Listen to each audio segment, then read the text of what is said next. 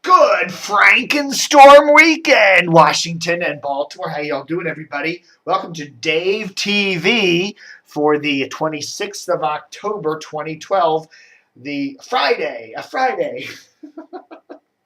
Okay, people say, Dave, you're a weird dude. You like to dress up in military stuff, but you're kind of strange. And this proves that I'm really weird because look what I have in my collection of DVDs. Yes, I actually do have the first season of Hazel. Mr. B, Mr. B. I like this show. The first season was pretty good, black and white. You know, I didn't buy any of the other ones. I did see this on sale for like $10 at Barnes & Noble one day, and I bought it. And I like Dom DeFore and Shirley Booth, and it was a cute little early 60s show, Hazel. So why am I bringing Hazel up today on Dave TV? Because we're hitting we have the big Frankenstorm weekend, okay? And I'm looking at what's going on, and I'm saying, you know what? It sounds an awful lot like Hazel. Not this Hazel. There's a hurricane. My family's from New Jersey.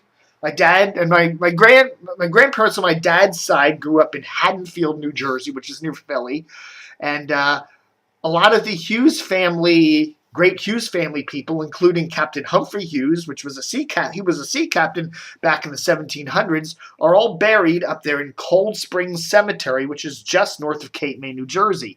So in a weird way, I consider Cape May my hometown, even though I really don't have a hometown. But I consider that a hometown. So why am I bringing that up? Because in 1954, Hurricane Hazel pretty much is doing what this Frankenstorm, Hurricane Sandy, is doing. It came right up the East Coast at the end of, in the middle of October, okay, but about the same time of the year.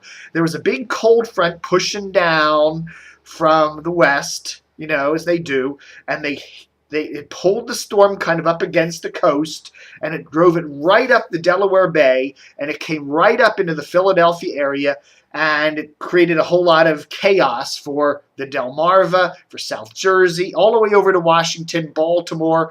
I believe if you go on Wikipedia, there was a wind gust of something like 90-some miles an hour at National Airport back in 54. This storm looks like it's kind of doing roughly the same kind of thing.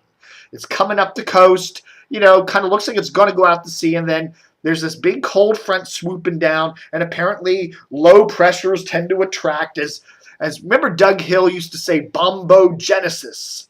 That's what he used to say when those big nor'easters would come up the coast, and then somehow they'd hit a low pressure coming down from the Arctic in the wintertime, and there would be bombogenesis. And the storms would suddenly intensify, and boom, boom, boom, boom, we'd get dumped on with 2 feet of snow. Well, thankfully, at least in the Washington area, it's not going to be cold enough for snow. We don't need 2 feet of snow in October. But it looks like, some wind, some rain. It's going to be a miserable couple of days. Sunday night, probably looks like more like Monday, Tuesday kind of event. So we shall see. In fact, I should call it Hazel 2 instead of Sandy. I have a friend named Sandy, and she's a nice person, and I hate seeing a big, awful storm named after her. So we should call this Hazel 2, okay? Interesting to see all the weather hype.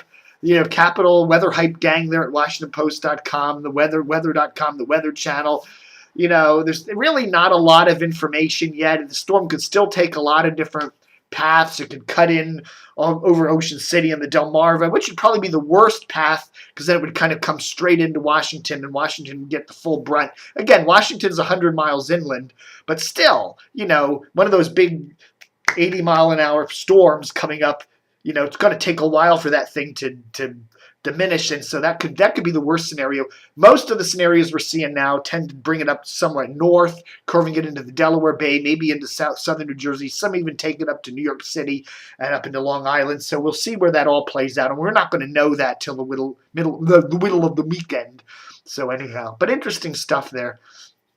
I tell you, they call this a once in a 30-year storm. Well, didn't we just have a once in a 30-year storm last year? I mean, did we have that tropical depression that dropped 8 inches of rain in one afternoon? That was like a once in a 100-year storm. So it seems like we're getting once in 30, once in a 100-year storms every couple of years here in the Washington area. But it's going to be interesting to see how the all-newsers play it out. TV stations will all go crazy over it, obviously. But, we have WTOP. I'm already hearing them running their "Where are your Stormwatch station?" And I'm sure WNEW, the new all-newser there on 99.1, is going to be milking this one for all the ratings gold they can get.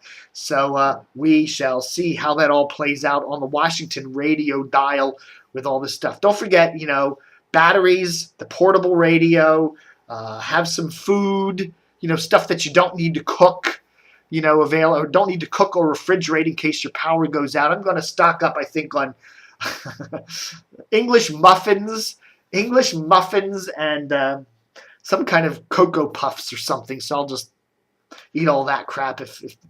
Always have a good supply of alcohol. It always comes in handy. And cranapple juice. I like to mix my vodka with cranapple juice. But, preferably cold. If the power goes out, room temperature cranapple juice is just fine. And then, of course, bottled water. Get a couple jugs, store up your water in the very, very rare event that your water goes out too, which could happen if there's a massive power outage. And if you live in an area where there's well water, of course, then every time your power goes out, you gotta get the bottled water. But if you're gonna go to the grocery store, I recommend today or tomorrow. Don't wait till Sunday, because it's gonna be a mess. Unless, of course, the whole track changes, and it could. Tonight they could say, "Oh well, we're wrong. It's gonna go out to sea," and it could still happen. So, but it'll be interesting to see how everything plays out. Right. Mr. B. All right, folks, that's Dave TV for today, the pre-storm one.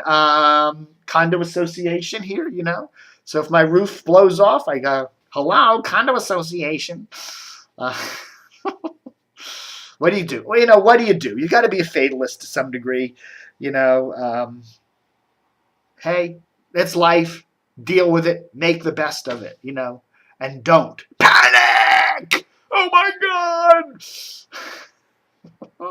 All right, folks, that's Dave TV for the Friday, the 26th of October. Enjoy your weekend, because it might be your last. You never know. Book 'em, Dano.